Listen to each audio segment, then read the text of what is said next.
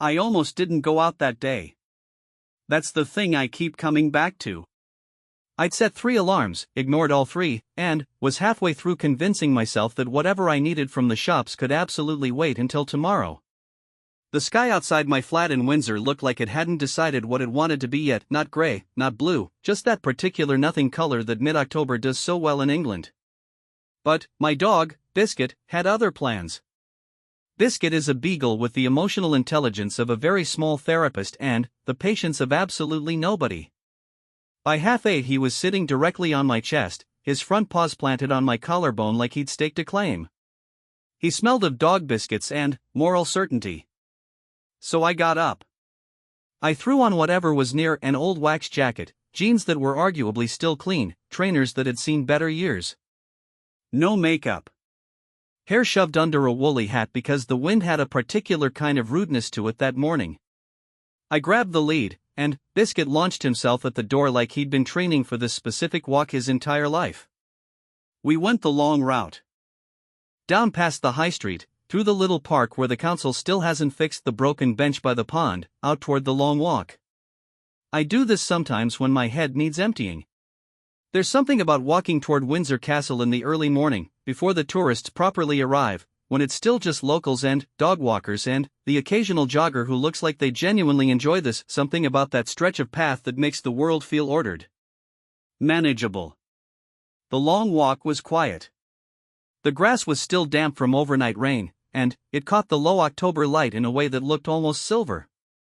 Biscuit trotted ahead, nose oscillating like a piece of equipment that needed calibrating, tail doing that ridiculous helicopter spin he does when he's happy. There were a few other people about. A couple with a pram, moving slowly and speaking quietly the way new parents do, like they've made a mutual agreement not to disturb whatever fragile piece they've stumbled into. An older gentleman with a black Labrador who nodded at me in that particular way dog owners nod at each other, the universal acknowledgement of shared suffering and shared joy. A teenage girl in an enormous puffer jacket filming something on her phone, slowly rotating on the spot. Normal. All of it completely normal. I remember thinking, this was a good call, Biscuit. I remember the smell of the air, damp leaves and something faintly smoky from somewhere, and the sound of a wood pigeon doing its half-hearted coo from somewhere in the trees to my left. Then, I noticed the cars. Not just cars. Specific cars. The kind of low-profile, dark-colored vehicles that don't advertise what they are but absolutely are what they are. One was parked at an angle just off the main path near the gate, and another I spotted further ahead, idling. Very slightly. Almost imperceptibly. I've lived near Windsor on and off for years. You learn to read these small signals. They don't mean fanfare. They don't mean pomp. They mean someone official is near, moving quietly, which around here happens more often than people who don't live here might imagine. I didn't stop walking. You don't. That's the unspoken etiquette. You carry on being a person going about your business, because that's what you are. Biscuit, however, has no concept of unspoken etiquette. He'd spotted the Labrador again, further ahead, and decided that what this morning really needed was a full sprint toward it, lead yanking out of my hand with a force that was, frankly, disproportionate to his body weight. I lurched forward, managed to keep hold but only just, stumbling into a half-jog to keep up with him as he barreled ahead. Which is the only reason I ended up where I did. Just past the bend in the path, where the trees thin out slightly and the castle becomes properly visible again in the distance, there was a small group. Not a crowd. 4 people, maybe 5, spread loosely. 2 of them had that particular quality of stillness that security personnel have present without being visible, if that makes sense. The kind of people whose entire job is to be everywhere and nowhere. And there, in the middle of this very ordinary-looking, very unordinary moment, was a woman with a blue cap. Not a grand hat. Not a fascinator. Not anything from a formal engagement photo. A soft, mid-blue baseball cap, pulled down slightly at the front. Dark jeans. A navy quilted jacket. Her hair was pulled back loosely, a few strands escaping at the sides in the way the wind does to everyone who's been outside more than 30 seconds. She had her hands in her jacket pockets. She was looking out toward the castle, and she was laughing at something, mouth open, head tilted, the kind of laugh that comes from actually finding something funny rather than performing it. It took me a full 4 seconds to understand what I was looking at. 4 seconds is a long time. In 4 seconds, Biscuit had wrapped his lead around my left ankle. In 4 seconds, the Labrador had approached from the other direction, and the two dogs were doing that initial negotiation all dogs do. In 4 seconds, I'd processed what my eyes were already trying to tell me. Catherine, the Princess of Wales, standing on the long walk on a Tuesday morning in October in a blue baseball cap, laughing. Not waving at crowds. Not being photographed in front of something symbolic. Not holding flowers or cutting a ribbon. Just here. In the damp October morning with the rest of us. I stopped walking. This was, I should say, the wrong move. You're not supposed to stop. Everyone who's ever had an unexpected celebrity sighting in Britain will tell you this. The entire social contract of this country is built on the collective agreement to pretend you haven't noticed. You notice. You absolutely notice. But you look away, you continue your trajectory, you perhaps allow yourself one small internal spiral of excitement, and then you move on, because that is what dignified people do. I stopped walking. And I stared. Not a gop. At least, I'd like to think not a gop. But I definitely came to a complete halt, which is conspicuous enough when the alternative is motion. One of the security personnel, the one positioned to my left, closer to the trees, looked at me. Not aggressively. Not a threat assessment exactly. More the look of someone who has learned to measure all incoming variables quickly and efficiently and has filed me under, harmless but stopped. Biscuit, perfectly on cue, chose this moment to sit down on my foot. This was somehow the thing that broke the freeze. The sheer mundanity of my beagle plunking his backside onto my trainer pulled something loose in my brain, and I managed to bend down, unloop the lead from my ankle, and straighten up again, probably looking like someone performing a very small, very anxious pantomime. I was perhaps 12 feet away. Which felt simultaneously very far and absolutely not far enough. She hadn't looked over. Or if she had, she'd looked away again before I caught it, which is a skill I can only describe as phenomenal. The woman she was with, a friend, or someone who occupied that warm and easy body language of a friend, not the careful posture of staff, was pointing at something in the direction of the castle, and they were talking. Quietly. Just talking. The blue cap. I know this sounds like an absurd thing to keep returning to. It's a hat. It's fabric and a brim and a little adjustable strap at the back. But there was something about it that kept pulling my attention in a way I couldn't quite account for. I think it was this: we're so accustomed to seeing her in a particular register. The coats. The occasion dresses. The carefully chosen jewelry that always carries some weight of meaning, something borrowed from Diana, something chosen for a cause, something that signals continuity and intention. We're used to reading her as a symbol, even when the symbolism is warmth or approachability. Even the casual clothes at official events are still a kind of costume. But this was just a hat she'd grabbed because it was cold and probably the first thing within reach. Or maybe it was a favorite. The kind of cap you put on without thinking because it fits right and sits comfortable, and you've stopped noticing what it looks like because it's just yours. That specific shade of mid-blue, not navy, not bright, just that particular calm color, had probably been chosen at some point for some reason that had nothing to do with messaging or image or how it would read from 12 feet away to a woman with a beagle wrapped around her ankle. That's what knocked something loose in me. The sheer ordinaryhood of it. She said something to her companion and they both laughed again, and she reached up to adjust the cap slightly, brim down a fraction, the way you do when the wind catches it. An automatic gesture. Personal. The kind of thing you do 10,000 times and never once think about. Biscuit was now nosing at the grass beside the path with deep professional commitment. The Labrador had moved off with its owner, both of them pretending with great British skill not to have noticed what was 12 feet away from them. I should have moved. Instead, I did something I still can't fully explain. I looked down at Biscuit, and then I looked back up, and she was looking at me. Not through me. Not past me. At me. A direct, easy look, the kind that doesn't announce itself as significant but is somehow memorable for being so genuinely present. And she smiled. Not a public smile. Not the careful, considered smile of 1,000 engagements and walkabouts. Something smaller. Something that went, "Hello, I see you, this is a slightly strange moment for both of us and here we are." It was, I think, 3 seconds long. Then, her companion said something and her attention shifted, and I was once again just a woman with a beagle in a wax jacket, standing on the long walk on a Tuesday morning in October. I walked on. My legs moved on their own, which was fortunate, because my brain had more or less gone offline. Biscuit trotted at my side, satisfied with everything. The October light was doing that thing again, silver on the grass, and the wood pigeon was still at it somewhere in the trees. I was maybe 100 meters further down the path before I realized my hands were shaking very slightly, not from fear or cold, but from the specific voltage of an unexpected moment that had no appropriate category.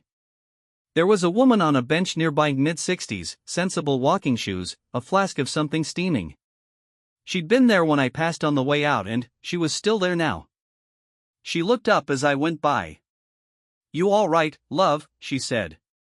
"You've gone a funny color." "I'm fine," I said.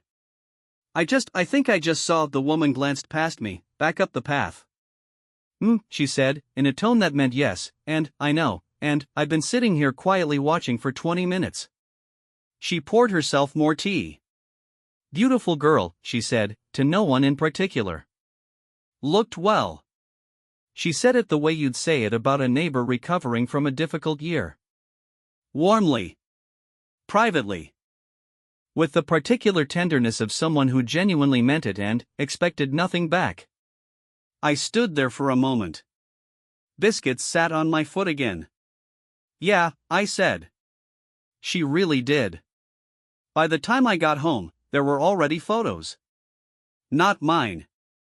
I want to be clear about that, I didn't take any. It didn't occur to me to take any, which I've since thought about and decided says something either good or embarrassing about my character. I can't quite determine which. But, somewhere on the long walk that morning, someone else had a phone out, and, by noon it was everywhere. The images were slightly blurry in the way that hurried long-range shots always are. She was mid-step, in profile, the blue cap distinct even at that distance, a slash of color against the gray-green of the park. In a couple of shots you could see her laughing. In one you could see her reaching up to adjust the cap, that private, automatic gesture I'd watched from 12 feet away. The internet, predictably, had feelings about all of it. I made the mistake of reading the comments. This is always a mistake. I know this. I have been on the internet since before it had opinions about everything, and I know with complete certainty that reading the comments on anything to do with the royal family is the equivalent of voluntarily walking into a room where two groups of people are conducting an argument that started before you were born and will continue long after you're gone. You will gain nothing. You will lose 12 minutes and some residual faith in humanity. I read them anyway. The fans, and there were many, were doing that thing where they type in capitals and add crown emojis after every sentence. She looks so well. So happy. My heart. Crown, that kind of energy. Earnest and warm and slightly overwhelming in the way of someone who was very relieved about something and has chosen celebration as the container for that relief. Because that was the thread running under all of it. Under the enthusiasm about the blue cap, under the fashion commentary, someone had already identified the brand within 2 hours, which I find both impressive and fatally terrifying. Under the general delight in the images, there was relief. She'd been ill. Seriously ill. The kind of illness that had made people hold their breath for a long time, quietly, hoping. And here she was. On the long walk. In a blue cap. Laughing. The fashion people, and I say this with affection, genuinely, were doing their thorough and marvelous thing. The cap was dissected. The quilted jacket was dissected. The particular shade of blue was cross-referenced against previous outfits and a consensus was forming, with great solemn commitment, that this was a woman with a coherent personal palette. I read this analysis for a while, entertained, and found myself agreeing with parts of it in a way that felt like a betrayal of my own self-image as someone who doesn't think too hard about fashion. But the blue was good. I could confirm that from personal experience. Up close, in the flat October light, it was a calm color. The kind of color that doesn't fight with a gray sky. Just sits there, steady. The other comments, the less kind variety, I won't spend time on. They exist. They always exist. They said the things that certain corners of the internet always say, shaped differently but essentially identical across every public figure and every public moment. I closed the tab. I rang my mother. She picked up after 2 rings, which means she was already near her phone, which means she already knew. I saw, she said, before I could say anything. Were you out this morning? Yes. Were you on the long walk? Yes. A pause. The particular pause of a mother who is choosing her words. Did you actually see her? Yes. And you didn't ring me. This was not a question. I was processing, I said. Processing, my mother repeated, in the tone she uses for words she finds insufficient. Mum, I was 12 feet away and my brain stopped working. And, Biscuit? He sat on my foot. This made her laugh, a real laugh, the kind that ends in a small exhale. Then, quieter, she looked well in those photos, didn't she? Really well. She did, I said. She really did. There was a warmth in saying it again. Like I was adding something true to the pile. My mother was quiet for a moment. You know, I used to watch her before. From the beginning. Something about her always seemed, I don't know how to say it. Real. Not performing real. Just actually real. I thought about the laugh. The adjustment of the cap. The 3-second look that went, hello, I see you, here we are. Yeah, I said. She is. By early evening, the photos had several 100,000 interactions. People were sharing them in languages I couldn't read, with what I assumed were the universal emoji equivalents of, look at her, she looks wonderful, isn't this good? The blue cap had apparently sold out from the brand's website by 3 in the afternoon. Multiple news outlets had run pieces, careful, warm pieces for the most part, in the tone of people who had also been quietly waiting and were now quietly, collectively exhaling. I ate dinner. I took Biscuit out again for his evening walk, the short route this time, no grand long walk necessary, just around the block and back. The sky had sorted itself out into a proper dark blue by then, stars not quite visible, the street lamps doing their orange work. I thought about the woman on the bench. Looked well. Said to no one, like a small private prayer that had already been answered. There's a particular feeling you get when something that has worried you, something public and shared, a worry you carry around with strangers, turns out to be okay. When the news, for once, is, she was on the long walk and she was laughing. It's not elation exactly. It's softer than that. More like putting something down that you didn't realize you'd been carrying. A week went by. Then, 2. The photos settled into the archive of things the internet had a moment about and moved on from. The blue cap found its way into a few editorial pieces about her style evolution, into a couple of think pieces about what royal informality signals in 2024, into at least one listicle titled something like 10 times Catherine's off-duty looks were actually our whole personality. I read the listicle in a weak moment and didn't regret it. But the thing I kept returning to wasn't the internet version of it. It was the bench woman. I went back to the long walk twice in that fortnight, both times with Biscuit, both times in the early morning. She wasn't there the first time. The second time she was same bench, same sensible shoes, different flask this time, green instead of silver. She nodded at me like we were regulars, which I suppose we now were. I've been thinking, I said, sitting down uninvited in the way that cold mornings make permissible, about what you said. She looked at me. Waited. You said she looked well. And, then, you said beautiful girl and, it felt like you actually knew her. Not knew her. Just knew her. The woman turned the flask cap in her fingers. I'm old enough to have watched her come into all this from the start, she said. Watched her figure out how to carry it. She stopped. Thought about it. That takes more than people know. Biscuit had found a patch of damp leaves to investigate with maximum commitment. A runner went past. The long walk stretched out in both directions, pale in the early light. She's been carrying a lot, I said. She has. The woman sipped her tea. That's why it matters, the cap. The cap, I repeated. The cap, she said, firmly. Because when you've been carrying something very heavy and you walk out one Tuesday morning in October, not because you have to, not for anything official, just because it's a Tuesday and the air is cold and the park is there and you put on a blue cap and you laugh at something your friend says and the world happens to see it, she paused. Looked out toward the castle.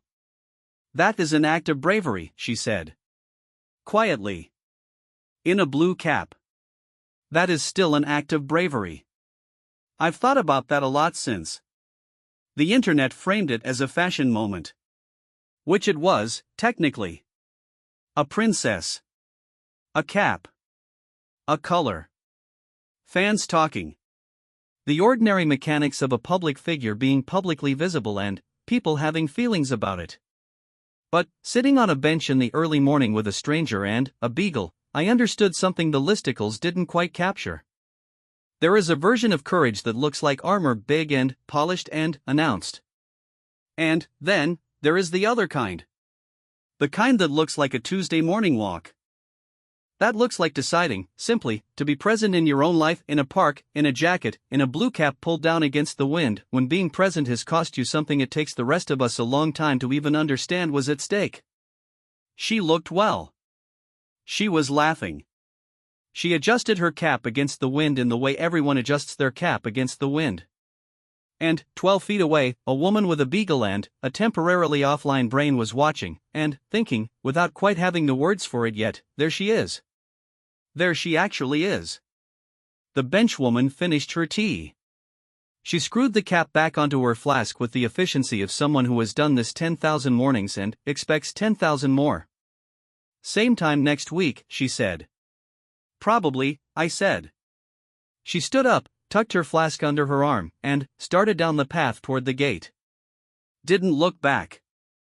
Biscuit watched her go with the mild philosophical expression he reserves for moments he senses are significant. The long walk was filling up slowly. Dog walkers, joggers, a couple walking in comfortable silence, a child on a small bicycle with his father jogging beside him, one hand hovering near the back of the seat but not quite touching. October light on silver grass. Somewhere in the trees, the wood pigeon again. I sat there a little longer than I needed to. Just sitting. With my dog. In the morning. It felt, in a quiet and unannounced way, like exactly the right thing to do.